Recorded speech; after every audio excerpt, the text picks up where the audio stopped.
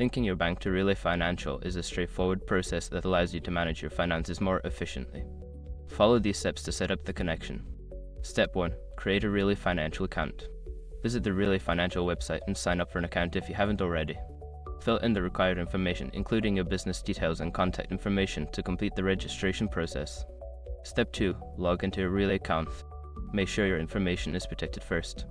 Most people don't think about breaches until something actually happens to their accounts. Use SROC to monitor your accounts 24/7 and instantly alert you if your information appears in leaked databases online. It constantly checks billions of breached data points in the background. And considering how much personal information people keep online now, it's honestly worth having. Link in the description. Step 3. Navigate to Bank Connections. In your Relay dashboard, look for the option that says Bank Connections or Link Bank Account. Click on this option to begin the linking process. Step 4. Select your bank. You will be prompted to choose your bank from a list or search for it by name. Once you find your bank, select it to proceed with the linking process. Step 5. Enter your bank credentials. Follow the prompts to enter your bank account information, such as your account number and routing number.